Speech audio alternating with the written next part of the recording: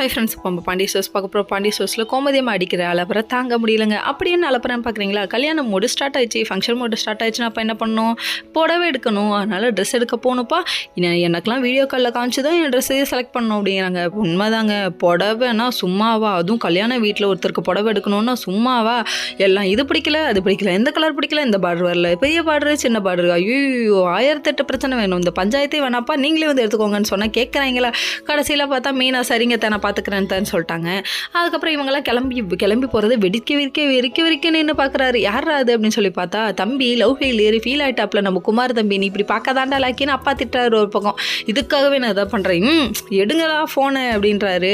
அதுக்கப்புறம் ஃப்ரெண்ட்ஸுக்கெலாம் ஃபோன் அடிச்சு கசு அப்படின்னு சொல்லிட்டு 4 வார்த்தையை பேசினார். அதுக்கப்புறம் என்ன ஆச்சோ தெரியலங்க. கடைசியில் தம்பி எப்படியோ ஒரு மொக்க பிளானை போடுவாப்ல, நம்ம மீனா அதை ட்ராப் பண்ணுவாப்ல. இதெல்லாம் தேவையா? அவங்க சொந்த செலவில் சூனியம் வைக்காங்கடானா கேட்குறாங்களா அப்படிங்கிற மாதிரி ஆச்சு.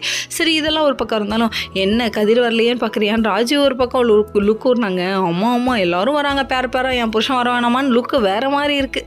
சரி விடுங்க, அது மனசில் நினச்சாலும் வெளியே சொல்ல மாட்டேங்கிறாங்க. இன்னொரு பக்கம் தங்க மயில் என்னை கூட்டு போக மாட்டாங்களான்னு ஏக்கத்தோடு பார்த்துட்ருக்காங்க. சரவணன் ஒரு பக்கம் கட் பண்ணி விட்டார். இந்த புலம்புல போய் வீட்டில் சொல்லான்னு அங்கே போனால், சரவணனுக்கு சாப்பாடு எடுத்துகிட்டு போனால் அங்கே கூட அது கூட வேணான்ட்டார்.